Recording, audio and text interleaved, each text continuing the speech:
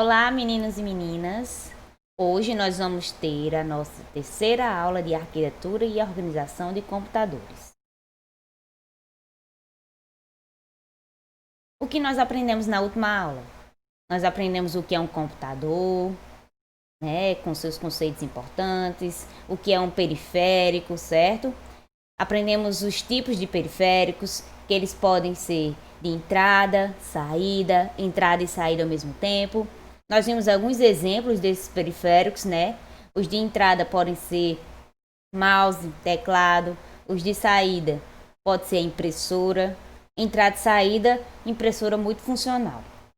E nós aprendemos também algumas unidades métricas de armazenamento. Então hoje nós vamos iniciar a estrutura interna do computador. Ele é formado por alguns componentes internos, os quais são memória principal, dispositivos de entrada e saída, processadores e unidade de controle, certo? Hoje nós vamos focar no processador. Ele também pode ser chamado de CPU ou unidade central de processamento. É o principal componente de um sistema computacional. Ele é responsável por realizar todas as operações do computador. Então, os primeiros computadores eram muito caros, sabe? Mas com a evolução dos computadores, os processadores começaram a ter seus componentes miniaturizados, ou seja, eles ficaram com tamanho reduzido, certo? Então, isso permitiu que os processadores ficassem bem mais rápidos, menores e com baixo custo. Aí surgiu a arquitetura CISC, que era um conjunto complexo de instruções. Ele se baseia na microprogramação, que é um conjunto de códigos de instrução que são gravados no processador. Ao receber uma instrução de um programa, o processador executa usando a instrução da microprogramação.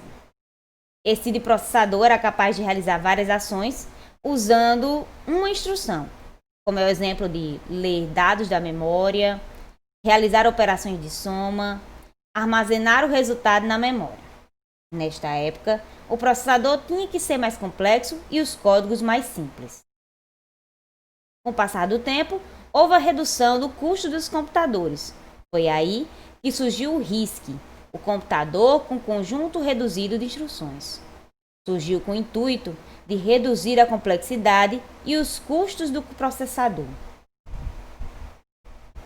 O RISC disponibilizava um conjunto simples e reduzido de instruções, que levavam praticamente a mesma quantidade de tempo para serem executadas. A diferença dele para o CISC era que ele não tinha microprogramação e ele, como não tinha esse microcódigo, apresentava um baixo nível de complexidade. Então, originalmente, todos os processadores Intel e AMD para os computadores eram puramente CISC, enquanto os processadores Macintosh e videogames eram RISC. Macintosh era um computador mais antigo, certo, da Apple. Atualmente não é possível afirmar com certeza qual é RISC e qual é CISC, porque praticamente nenhum segue a risca isso daí, certo? O que acontece é o seguinte, por questões de desempenho, as fábricas combinam características dessas duas arquiteturas, certo? Então, o processador possui os seguintes componentes: unidade de controle, unidade de lógica aritmética, registradores e barramentos. Unidade de controle é a unidade que controla todas as ações a serem realizadas pelo computador. É ela que garante a correta manipulação dos dados e a execução dos programas, certo? Já a unidade de lógica aritmética processa informações através de cálculos e comparações. Os registradores são posições de memória dentro do processador. São eles que são responsáveis por armazenar temporariamente os valores, no caso os dados, que são processados e algumas informações de controle necessárias para o processamento.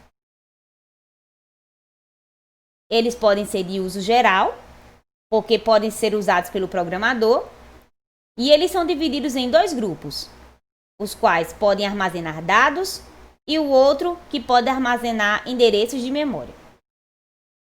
Aqui nós temos o contador de programa ou simplesmente PC. É ele que contém o endereço de instrução a ser lida.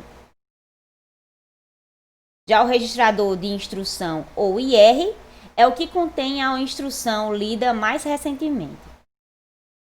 O registrador de endereço de memória ou MAR é o que contém um valor dado para ser escrito na memória ou valor lido mais recentemente. Aqui nós temos os registradores do tipo flag, ou estado de programa, ou simplesmente PSW por causa da sigla em inglês. Então, essas flags contêm informação do estado do programa e da última operação lógica ou aritmética. Aqui nós vamos iniciar os barramentos.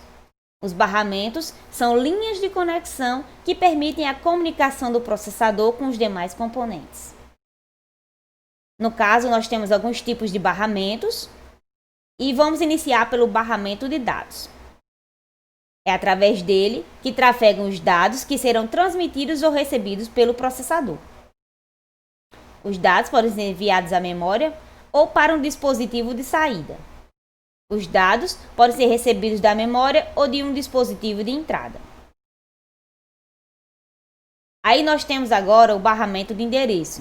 Ele serve para especificar qual a posição de memória deve ser acessada. Ele também serve para especificar qual dispositivo deve ser ativado, certo? Aí nós temos o barramento de controle. É o que define se a operação deve ser realizada, lida ou gravada na memória, ou em algum dispositivo de entrada e saída, certo? Aí aqui nós temos os principais sinais de barramento, que são o MIL, RD, WR, INT, NMI, INTA, VCC, GND, reset e clock. O MIL é o que indica se a operação se refere à memória ou entrada e saída. O RD indica se a operação é de leitura. O WR indica se é uma gravação. O INT serve para que os dispositivos externos sinalizem o processador, interrompendo o processamento para que seja realizada uma tarefa. Quando ocorre a interrupção, o processador suspende temporariamente a execução de um programa para atender um determinado evento. É este sinal aqui que verifica se um certo dispositivo está ou vai ser utilizado pelo processador, certo? O NMI, sinal de interrupção especial para ser usado em emergências, é usado para informar erros. Já o INTA é o reconhecimento da interrupção. Ele serve para que o processador indique que aceitou uma interrupção e que está aguardando a identificação do dispositivo que a gerou. No VCC, nós temos a corrente elétrica, que é o que alimenta os circuitos internos do processador. O GND significa ground, da sigla inglesa, ou terra, Seria parecido com aquele fio terra que nós temos nos equipamentos. É ligado ao polo negativo da fonte da alimentação. Aí nós temos o reset, que também é um sinal de barramento. É esse sinal que está ligado no botão reset do painel frontal do gabinete. Em alguns gabinetes tem um botão chamado reset, certo? Ele serve para, quando for ativado, o processador interromper o processamento e atua como se estivesse acabado de ligar, certo?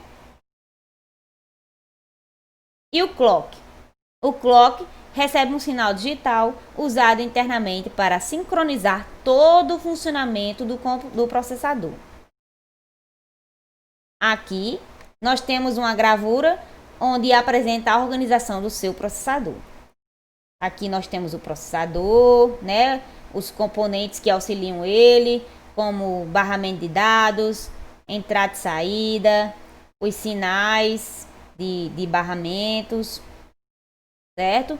Nós temos a ULA, que é a unidade de lógica aritmética. Nós temos a UC, que é a unidade de controle, as flags, PC, certo? Os registradores que ficam no processador, todos os componentes que nós aprendemos, para que eles servem e os seus conceitos, ok? Então, o que aprendemos hoje? Nós iniciamos a estrutura interna do computador, conhecendo os principais componentes, mas hoje nós focamos no processador, onde aprendemos a arquitetura CISC, RISC e os componentes desse processador, que são unidade de controle, unidade de lógica aritmética, registradores e os barramentos com seus sinais, certo? Aqui nós temos algumas referências e por hoje é só e até a próxima aula.